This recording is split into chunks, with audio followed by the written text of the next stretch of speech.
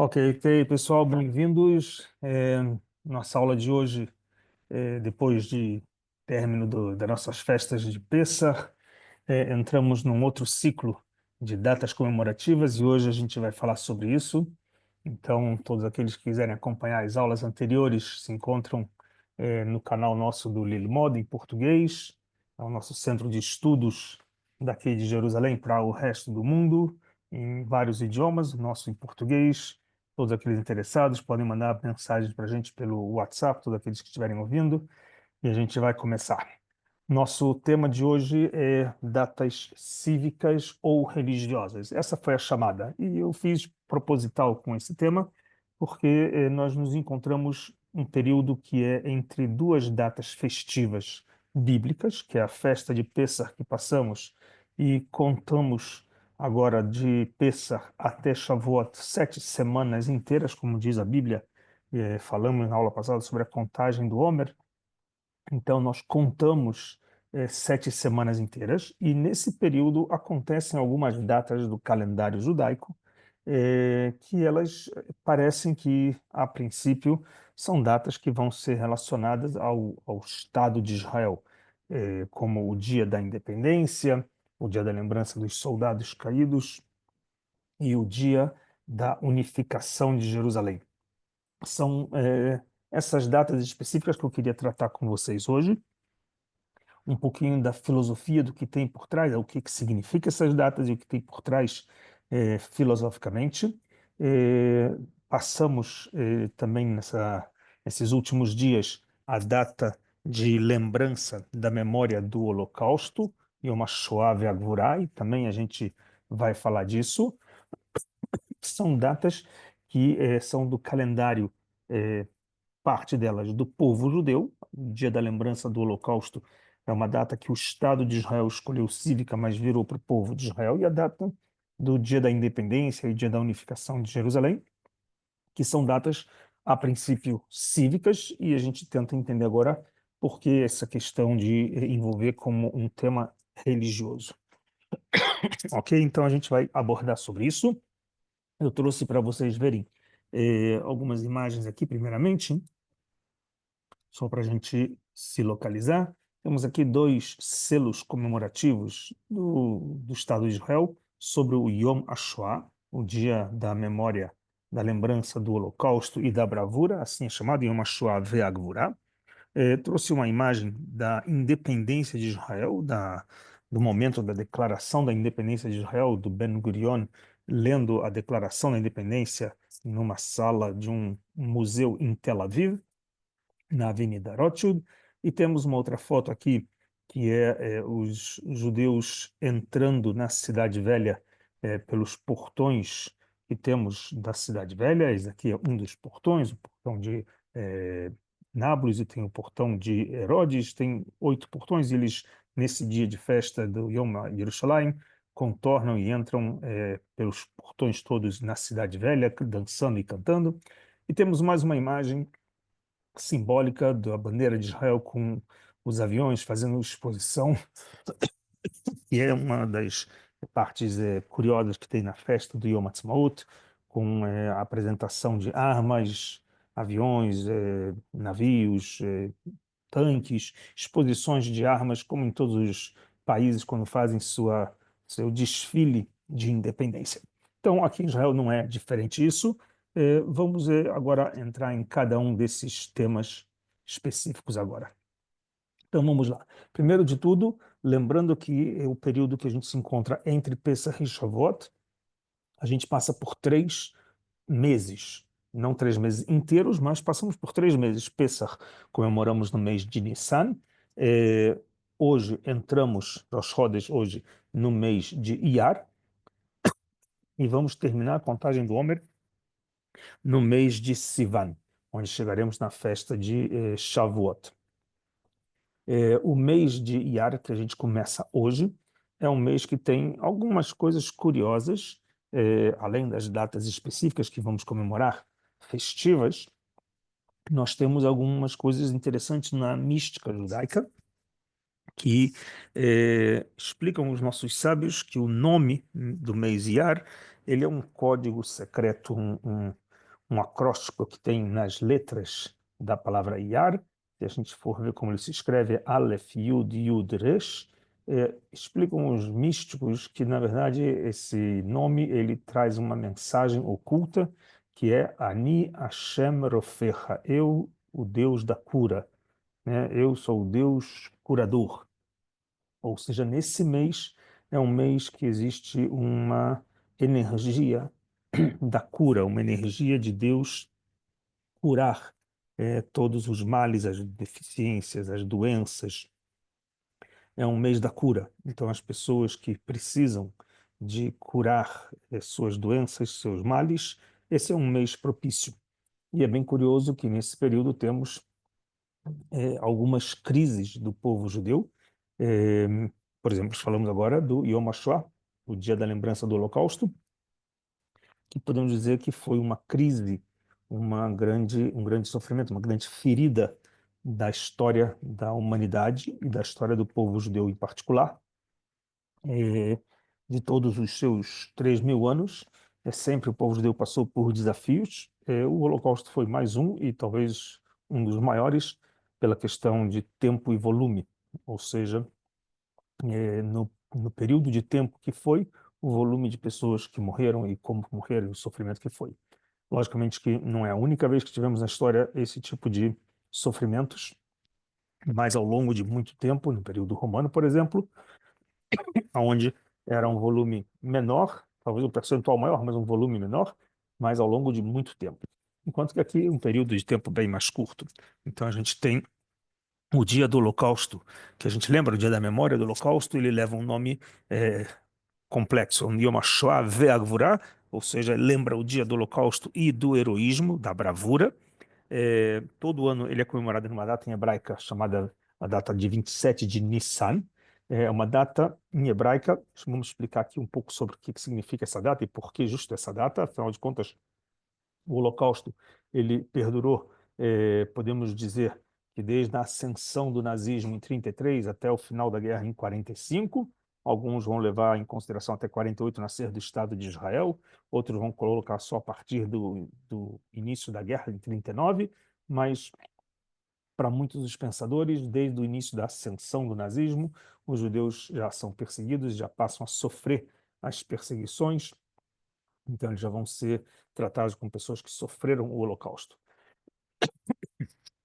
Então, essa data específica, 27 de Nissan, tem todo um comportamento dentro da lei de Israel, se tornou uma lei nacional, um decreto do parlamento, onde alguns costumes são feitos, algumas coisas são suspensas de atividades de entretenimento, eh, programas de rádio e televisão abordam o tema praticamente o dia inteiro. Existem cerimônias oficiais do Estado, cerimônia dos museus que lidam do assunto do Holocausto.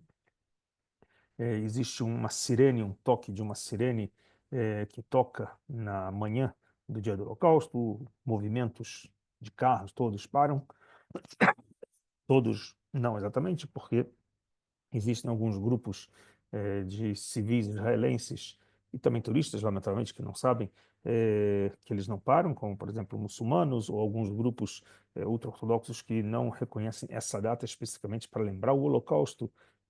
Então, vamos explicar um pouco sobre isso. Essa data especificamente, ela já existia antes do Holocausto, ou podemos dizer assim, antes do início do Holocausto, da guerra, da Segunda Guerra Mundial. Era uma data que foi lembrada na época de 1940. Era um dia que os moradores daqui, do que a gente chama do Yeshuv Yashan, dos moradores antes de nascer o Estado de Israel, era os judeus da Palestina do mandato britânico. Esses moradores judeus tiveram alguns conflitos com os muçulmanos aqui e teve uma rebelião eh, entre algumas das muitas rebeliões que tiveram antes da Segunda Guerra Mundial, onde teve a rebelião no dia 19 de abril de 1936, que era dia 27 de Nissan, a data em hebraica, eh, e nessa rebelião, então, os nossos líderes do movimento do Yeshuv, da comunidade judaica da época, para lembrar esse episódio, eles marcaram um dia da lembrança da bravura, né, das pessoas que lutaram, caíram, morreram nessa rebelião contra os árabes. Tiveram algumas, tiveram em 1920, 1929, e em 36 foi a terceira, antes da Segunda Guerra Mundial, a terceira rebelião com os árabes, que de alguma forma estavam eh, impedindo que avançasse os processos de uma independência judaica, de uma independência de uma pátria judaica aqui em Israel, e que só se veio a acontecer depois do Holocausto, mas existia já um processo, e os árabes, de alguma forma, pressionaram com conflitos e com rebeliões, o que fez com que os ingleses congelassem o avanço desse processo de independência. Então, se definiu essa data do Dia da Memória do Holocausto. Foi uma grande polêmica, um grande debate, porque tem alguns temas que são interessantes. Primeiro, porque queriam, o movimento sionista queria que tivesse uma data que pudesse lembrar o ethos do judeu combatente, ou seja, o judeu de Israel que vem com a ideia de defender uma pátria, de levantar a moral de ter um judeu que defende, e não vai ser um judeu diaspórico que vive de cabeça baixa, aceitando o jugo de cada rei, czar, imperador, monarca que expulsava judeus na Idade Média de lugar para lugar. E curiosamente que nesse dia 27 de Nissan vai lembrar também, ou dia 19 de abril especificamente, de 1943, o levante do gueto de Varsóvia, que se tornou o mais famoso levante. Ele não foi o maior, mas foi o mais famoso. Tem seus motivos por questões hollywoodianas, que se tornou pelas histórias que se propagou, e também politicamente, por ter uma relação com grande parte da liderança do governo de Israel da época, eram muito ligados a um dos grupos do levante do gueto de Varsóvia. Então acabou se popularizando e se tornou famoso o levante do gueto de Varsóvia, que se deu se eclodiu praticamente no dia 19 de abril, e era uma véspera do Pêssar.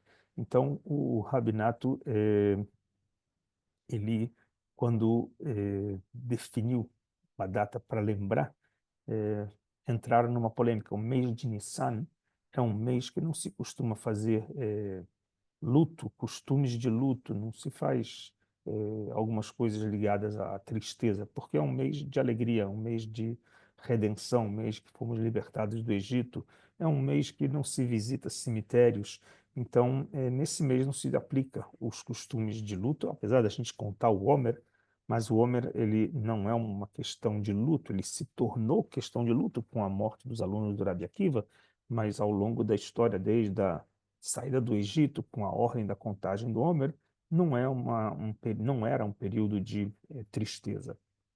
Então, os rabinos tinham uma data específica para lembrar os lutos nacionais do povo de Israel, que são algumas datas ligadas à destruição do templo. Uma delas é 10 de Tevet,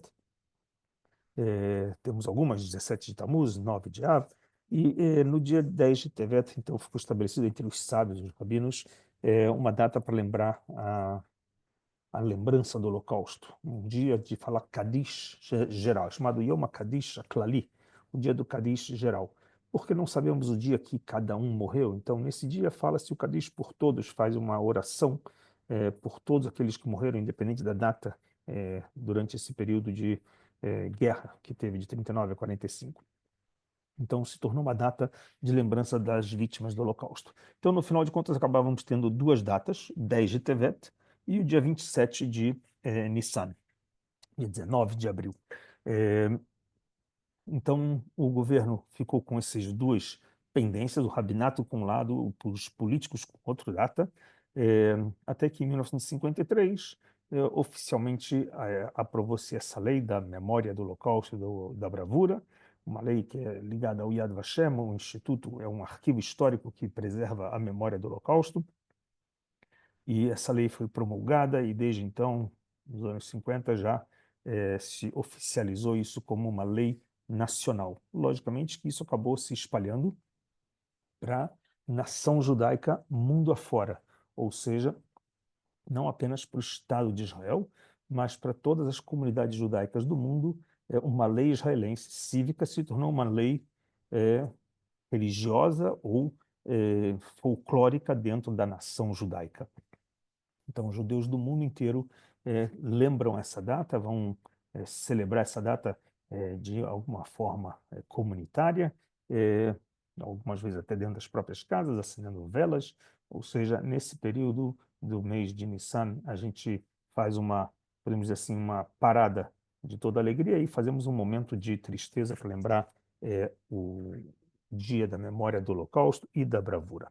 É importante lembrar que andam juntos, Holocausto e bravura, todos aqueles que se levantaram contra a tentativa de eh, desumanizar o ser humano, o judeu, ou seja, não só apenas pegando em armas para lutar, mas literalmente manter a dignidade humana dentro desse período que foi do Holocausto. Então, essa data se tornou uma data cívica, mas ao mesmo tempo acabou se tornando uma data religiosa, onde hoje, durante as cerimônias em si, existem orações que são feitas, salmos que são lidos, ou seja, se envolve também uma parte religiosa dentro de tudo isso. Eh, Na semana que passa, logo depois do Yom HaShoah, nós temos mais uma data, que é a data do Yom HaAtzmaut, em hebraico chamado Yom HaAtzmaut, é o dia da independência de Israel. E esse dia da independência de Israel eh, é acompanhado com um dia na véspera, chamado Dia da Lembrança dos Soldados que caíram pela pátria, em defesa da pátria. Yom HaZikaron leChalalei Tzahal, não somente os soldados, mas também policiais e todos aqueles que caíram em atentados terroristas. Ou seja, é um dia de memória aos soldados e a todos aqueles que caíram em atividades do inimigo contra a existência de um Estado de Israel. E dessa forma a gente tem datas conectadas. De novo, uma coisa curiosa que anda no judaísmo junto à parte de tristeza e alegria. Por um lado, o dia da lembrança dos soldados caídos é um dia triste e ele se conecta imediatamente, no final dele já emenda imediatamente com o dia de alegria da festa da independência do Estado de Israel, que é a princípio uma data cívica, um feriado nacional do Estado de Israel, que ele está marcando uma data específica, que foi o final do mandato britânico, onde no dia que os britânicos levantariam o barco e ir embora, eh, de acordo com o que foi proclamado na partilha da ONU, da Assembleia das Nações Unidas, em 29 de novembro de 47, do Oswaldo Aranha, quando ele proclamou a data que sairia os ingleses do controle da Palestina e a região seria dividida entre judeus e muçulmanos. Os judeus aceitaram a partilha, os muçulmanos não aceitaram a partilha, e se deu início a uma guerra que foi chamada Guerra da Independência. Mas Ben-Gurion, no dia 5 de Iyar, algumas horas antes dos ingleses saírem, porque era uma sexta-feira, para não ter problema de lechalel o Shabbat, de profanar o Shabbat, então, às 4 horas da tarde, eh, eles se reuniram em Tel Aviv, fizeram um convite para todas as pessoas, se reuniram em Tel Aviv e praticamente lá fizeram a declaração da independência, assinaram o termo da declaração da independência e se tornou um Estado independente. Às 0 horas do dia 15, os ingleses partiram e o Estado, então, nasceu como um Estado independente. Logicamente que na mesma hora também teve início de ataques dos muçulmanos e começa a guerra, mas nesse momento oficialmente o Estado nasce. Então, no dia 5 de Iyar. Então se tornou uma data festiva, uma data de um feriado nacional, onde dentro de um feriado nacional de uma data de independência de qualquer país, não vai ter aula, não vai ter trabalho, as pessoas vão sair para os piqueniques, vão fazer festas, vão fazer desfile das Forças Armadas e tudo mais. Mas o- Israel não é um país como qualquer outro. E aí, como eu falei, temos aqui um dia cívico, mas também um dia talvez religioso, uma data também religiosa.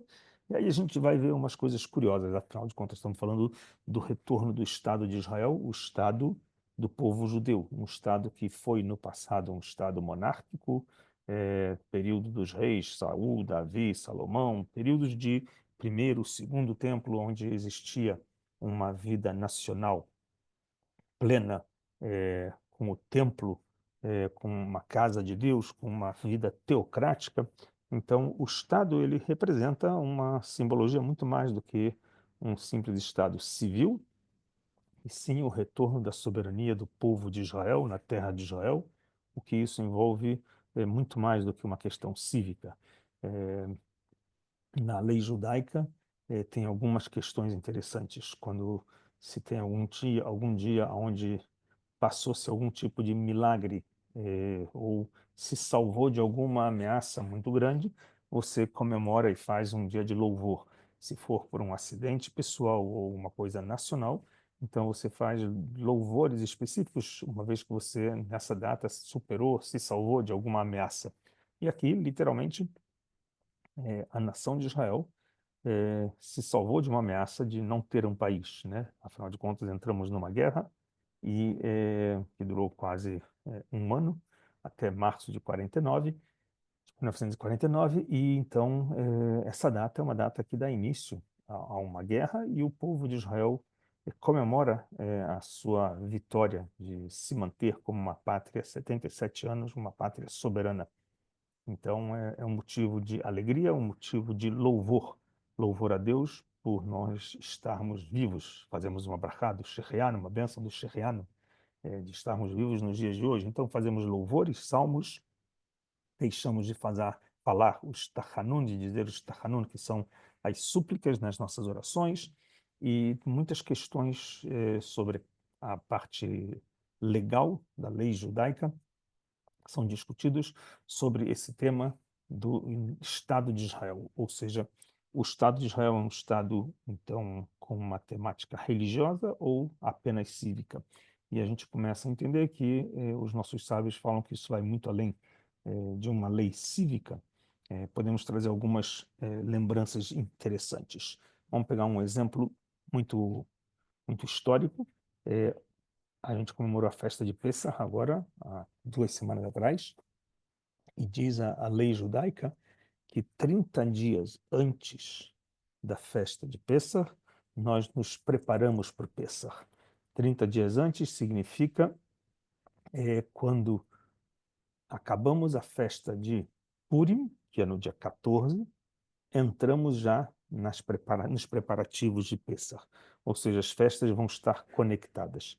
A festa de Purim se conecta diretamente com a festa de Pessah, de preparativos. Alguns vão até dizer que é uma relação que existe em Purim, os judeus tomarem consciência do ser judeu e aceitar a Torá e deixar de lado a vida pagã que se envolveram com a assimilação cultural dos persas e vão assumir a vida judaica, é, como um preparativo a esse processo da liberação dos judeus do Egito. Não importa que a ordem, quem veio primeiro, quem veio segundo, é a ideia do que passa, que são preparativos, porque a cada ano nós nos libertamos da escravidão, não do Egito físico lá do faraó, mas as nossas escravidões, as nossas prisões que temos a cada ano, os nossos faraós de cada geração. Então, tem aqui uma relação de 30 dias antes de se preparar. Então, se 30 dias antes de Pessah temos Purim, é, vem agora a festa de Yom Ha'atzmaut, ela é no dia 5 do mês de Iyar, provavelmente não é ao acaso, porque no dia 5 do mês de Sivan, exatamente um mês depois, nós temos a data da entrega da Torá. A entrega da Torá, a festa de Shavuot, a festa das primícias.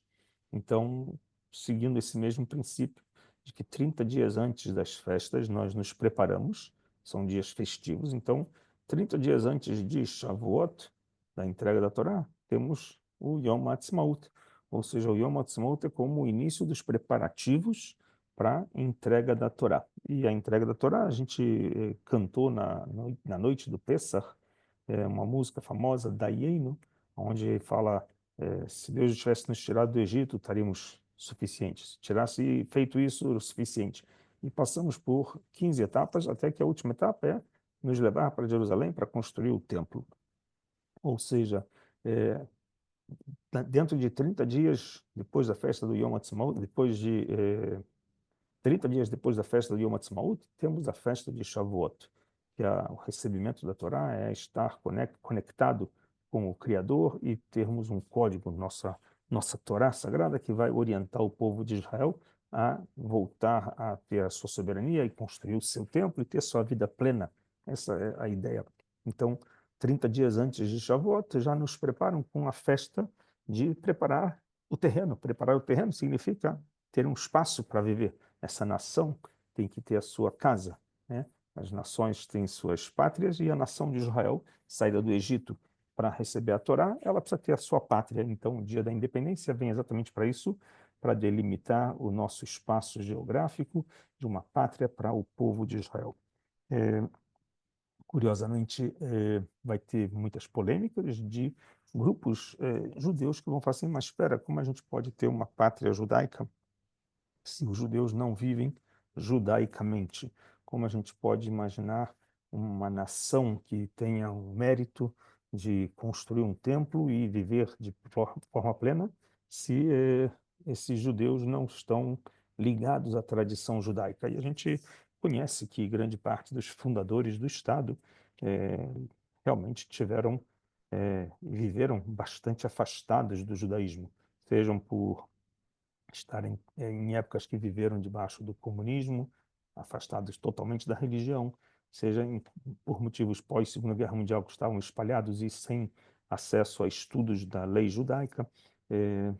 De alguma forma, esses judeus que vieram e foram construindo o país, grande parte deles estavam realmente afastados da lei judaica, da tradição judaica, e a expectativa de criar uma nação nova, com influências da época socialista, talvez deixou uma grande parte das primeiras gerações bem longe da tradição, mas a cada geração que passa, a gente percebe exatamente uma evolução, um crescimento, uma aproximação do israelense em geral, do povo judeu em geral, mas o israelense em particular, eh, se aproximando das suas origens.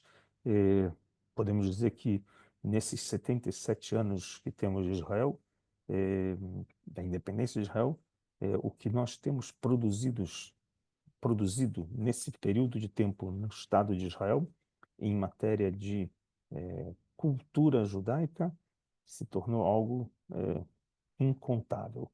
Produtos no sentido de literatura, de escola, de sábios, ou seja, tivemos épocas de ouro ao longo da história no Egito, tivemos época de ouro na Espanha, época de ouro em Ashkenaz, em comunidades diversas, movimentos grandes, lituânicos, racídicos, tivemos movimentos muito grandes, mas eram volumes muito pequenos, era de uma pobreza muito grande, então era por família uma pessoa ia estudar, tinha uma yeshiva por cidade, e assim vai. A gente hoje aqui vive uma realidade diferente, vivemos uma realidade com 10 milhões de cidadãos, 75% deles judeus, um volume de aproximadamente 30% de pessoas que são guardiões das leis judaicas plenamente, de Shabat, de estudo de Torá, etc., pelo menos 30%, entre ortodoxos, ultra-ortodoxos e diversos grupos que podemos definir aí no meio termo, ou seja, é um volume muito, muito maior do que tínhamos ao longo de toda a história, também na produção cultural, em número de academias, de estudos. Não podemos menosprezar esse movimento que se teve nesses 77 anos e entender que o retorno do povo judeu para Israel não é apenas uma data cívica. Tem aqui um movimento de, provavelmente, o que os nossos profetas falam, que é a redenção do povo de Israel.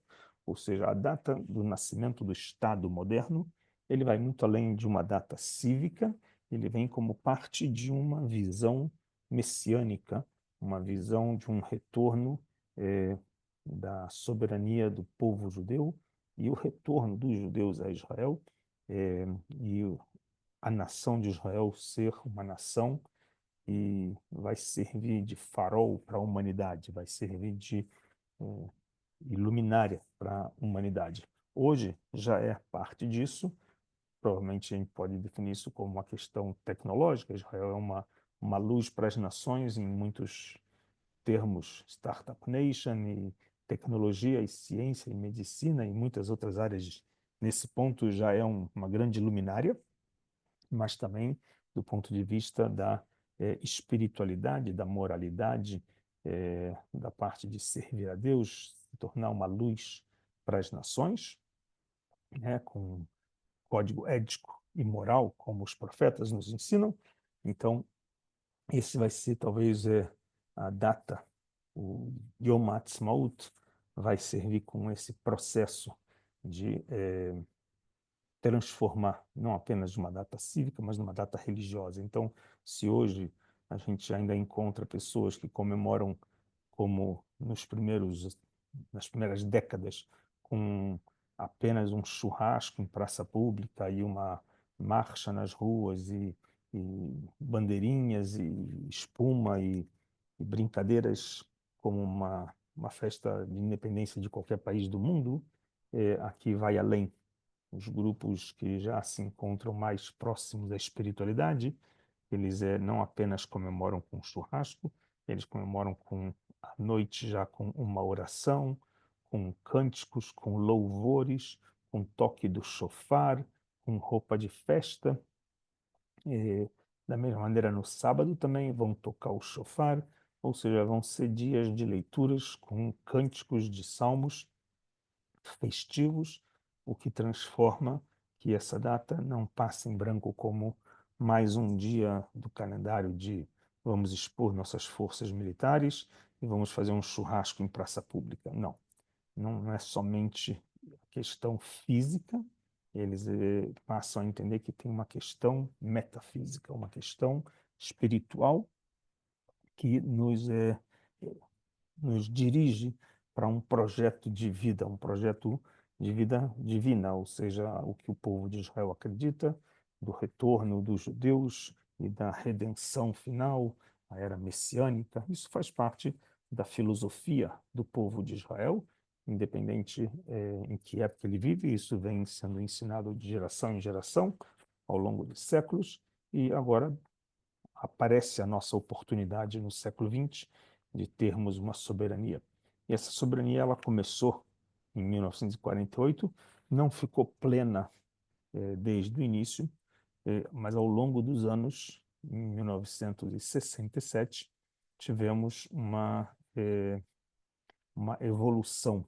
Em 1967, Jerusalém, que se encontrava dividida com a independência de Israel, Jerusalém era uma cidade com muralhas, arame farpado, que separava a Jerusalém histórica, a Jerusalém bíblica, podemos dizer, que estava fora do controle de Israel, estava no controle jordaniano, e a Jerusalém moderna, a Jerusalém nova, construída a partir do século XIX, essa Jerusalém estava sob controle de Israel. Mas com o advento da Guerra dos Seis Dias, em 1967, nessa guerra, toda a Jerusalém foi unificada. A Jerusalém foi libertada. E existem algumas formas de explicar ou denominar o que aconteceu. Se é o dia da unificação de Jerusalém, da Jerusalém das muralhas com a Jerusalém nova, a libertação da Jerusalém. eh, São algumas perspectivas de como enxergar essa data específica. E essa guerra que durou 6 dias, ela vai fazer um grande marco, onde depois de praticamente 1940 anos quase, os judeus vão ter acesso ao Monte Moriá, ao lugar do templo que foi destruído no ano 70 da Era Comum, e desde então os judeus não tiveram acesso a nenhum culto, nenhum controle, né? E passamos a ter isso a partir de 1967, logicamente com problemas com a liderança nossa, onde parte da nossa liderança não conhecia a importância espiritual desse lugar, a importância espiritual desse marco de Jerusalém estar sob o controle de mãos judaicas, e uma parte da liderança devolveu o Monte Moriá sob o controle dos muçulmanos. E hoje os judeus, por enquanto, rezam, a maior parte dos judeus rezam no Muro das Lamentações e não dentro do Monte do Templo, e não mais próximo dos lugares que deveriam estar. Então ainda é um processo, mas é um processo que já demos um passo grande, de termos um Estado, uma grande alegria. Demos um passo maior, onde assumimos o controle sobre Jerusalém Oriental e estamos colados com os lugares históricos sagrados bíblicos de 3.000 anos. Ainda faltou uma pequena etapa, que é também ter o controle, e assumir o controle para até mesmo próximos passos de talvez construir, né, uma casa para Deus, construir um templo, e ter um espaço para orar dentro do Monte Moriá. Isso é um processo que ainda não aconteceu. Ou seja, no dia 28 de Iyar, a gente já tem uma data festiva e também cívica, uma data que virou uma lei, lei da unificação de Jerusalém, uma Jerusalém que não está mais dividida entre Cidade Velha e Cidade Nova, é, é uma lei nem oriental ou ocidental, é uma Jerusalém unificada, uma Jerusalém única, é, onde vivem judeus, cristãos e muçulmanos dentro dela. Isso foi uma declaração feita no parlamento. Essa é uma lei de 1998, depois de muitos debates, muitas discussões, como vocês conhecem, é, dois judeus, três opiniões. Isso não é de hoje, isso não é de agora, isso não é do último um ano, nem isso é por causa do governo A, B ou C. Isso faz parte da história do povo judeu lá de trás da sua origem, em todas as suas épocas, de Abrão com seus dois filhos, Isaac e Ismael têm discussões, Jacó e Esaú têm discussões, os 12 irmãos têm discussões e vendem José. E todo o período histórico do povo de Israel tem debates e discussões, entre os reis, tem discussões entre os seus filhos, quem vai ser os sucessores, tem discussões ao longo da história do povo judeu, vão ter discussões século após século, vão ter debates e discussões, sendo que eram discussões, eram todas Leshem Shamayim, eram discussões na base de qual é a melhor forma de servir aos céus, qual é a melhor forma de poder servir ao Criador. Esse era o propósito das nossas discussões históricas que tivemos ao longo de todas as gerações, é, como melhor servir a Deus. Cada um discutia a melhor forma, e de geração em geração isso se deu. Racídicos, lituânicos, a Sefaradi, Ashkenazi, todos os grupos encontraram sempre uma polarização com opiniões divergentes. Isso não denigre a ideia da continuidade e da nacionalidade do povo de Israel, apenas mostra a sua eh, versalidade de ser um povo com opiniões divergentes e que fazem parte de um conjunto com visões diferentes, o que é saudável. Ok? Então, a gente tem no dia 28 do mês de Iyar, decretado o dia da independência, da unificação de Jerusalém. É nesse dia também festivos com danças na cidade de Jerusalém, pessoas que vêm de todas as partes do país para Jerusalém para dançar, vão para a Cidade Velha, viajam, visitam a cidade com as muralhas, que estava proibida de judeus entrarem nela durante muito tempo. Então, também se fazem orações especiais, toque de shofar, orações especiais como os salmos de louvores de agradecimento.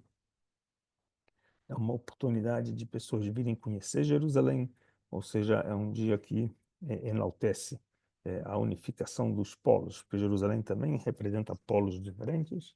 O nome Jerusalém se costuma dizer que são dois nomes, Yerushalayim, o Monte Moriá e a cidade de Shalem, que era a parte baixa do vale da montanha. Eh, Alguns ainda vão dizer que é os dois polos material e espiritual, a Jerusalém suprema e a Jerusalém terrena, né? A Jerusalém espiritual e a terrena. Então temos muitos polos de evoluções, mas isso faz parte também desse processo, né, que falamos do do Pessah em diante, passamos do Yom HaShoah, entramos num período de Yom HaAtzmaut, com a lembrança dos soldados que caíram, comemoramos um estado pleno e damos continuidade para uma evolução que é o Yom Yerushalayim, Ihud Yerushalayim, a união de Jerusalém. Logicamente que temos um processo de datas também que são dentro da contagem do Homer, que a gente já falou, que são datas de evolução dentro delas, cada dia se evolui. Então, passamos pela evolução, também temos o Lag BaOmer, que vai ser uma data que a gente também vai tomar uma evolução entre o mundo material e o mundo espiritual, o valor da vida espiritual, da vida pós-morte. Então a gente toma proporções, coloca proporções em tudo que tem na nossa vida. Então, dessa forma, a gente vê como isso funciona. Uma coisa que é curiosa é que esse ciclo que a gente vem falando de 30 dias antes de um episódio, você se prepara para o episódio. Então, 30 dias antes de Pessah tem Purim, 30 dias antes de Shavuot tem Yom Ha'atzmaut, 30 dias antes de Rosh Hashanah tem o primeiro de Elul, quando começamos a tocar o shofar, e assim vai.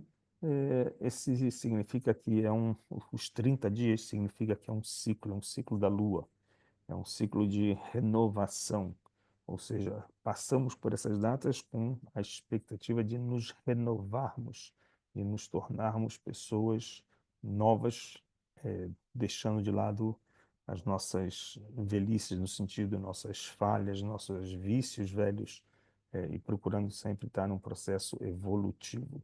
Então, são datas essas que elas pode parecer que são datas dentro de um calendário cívico, de um Estado cívico, que para qualquer país poderia servir à definição puramente cívica. Mas quando a gente fala da festa em Israel já logo, lógico, isso vai se conectar com toda a questão teológica, a questão religiosa, uma vez que nós oramos desde que o templo foi destruído, né?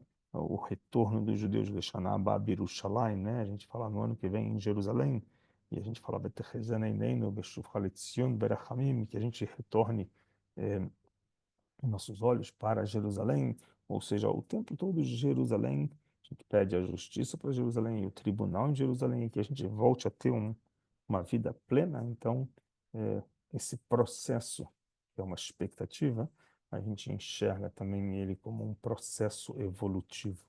Então, do Estado civil para um Estado com entendimento teológico, entendimento religioso, de que nossa vida não dá para se separar. Eu sou parte civil, eu sou parte religiosa, eu sou tudo, eu sou também civil e também religioso. Então, o Estado também uma vez que ele é composto por pessoas, e as pessoas são pessoas, não apenas um número de ID, não somos apenas um RG, não somos, meu número onde está o teu RG, nós somos uma pessoa que compõe um espírito, que compõe emoções, que compõe uma consciência, somos uma composição que vai muito além de um número de RG para o banco de dados do controle cívico, né, dos escritórios da prefeitura de cada cidade. Não funciona, não é apenas isso. Então, essa é a nossa ideia de mostrar para vocês que essas datas, elas estão todas ligadas a um processo espiritual, mesmo que aparentemente são coisas apenas cívicas, mas não são apenas cívicas, é porque todas elas fazem parte de um processo visionário.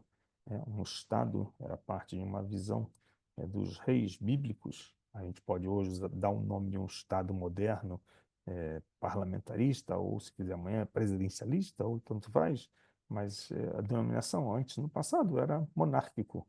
Hoje mudaram o sistema para parlamentar, mas a função das pessoas de ter um líder como um rei, seja ele rei, primeiro-ministro ou presidente, vai funcionar da mesma forma, de comandar o povo na direção do que é o caminho que ele tem que fazer para servir ao Criador e fazer o bem para o próximo. Essa é a expectativa que o mundo inteiro, os vizinhos esperam dos judeus, que ele seja uma luz para as nações, um farol para as nações.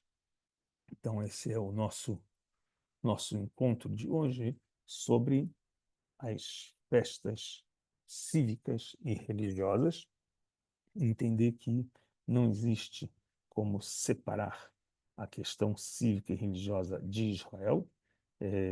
Muitas vezes as pessoas falam é fácil trazer o judeu da diáspora, ou seja, trazer o judeu que mora em Nova York ou em São Paulo, é fácil trazer ele para Israel. O difícil é tirar o São Paulo que tem dentro dele, né? Ou tirar a Nova York que tem dentro dele, né? Ou seja, a gente carrega as nossas culturas, então entender que a cultura judaica aqui no Estado de Israel ela é muito mais do que apenas uma data no calendário que aconteceu isso, foi declarada a independência, aconteceu a guerra nessa data, então vamos demarcar. Não é apenas uma data, tem seus significados, alguns deles até misteriosos, cabalísticos, mas a gente deixa por aqui por enquanto, ok? Então, primeiramente, a gente vai desejar para todos um Chodesh Tov. A gente agora entrou no mês de Chodesh Iyar, e a gente pede para todos aqueles que têm pessoas doentes, enfermas, carentes. Esse é o momento, nesse mês de Iyar, pedir por eles, os nossos reféns que estão prisioneiros ainda em Gaza e todos os soldados que estão feridos e tenham boa recuperação, todos os enfermos, e que a gente possa comemorar a nossa festa de independência de 77 anos do Estado, logicamente com toda a tristeza dos soldados que nesse período de 1 ano e meio deixaram um vazio com as suas famílias, alguns casados, alguns não casados, etc., deixando os seus vazios e vai ficar na nossa memória.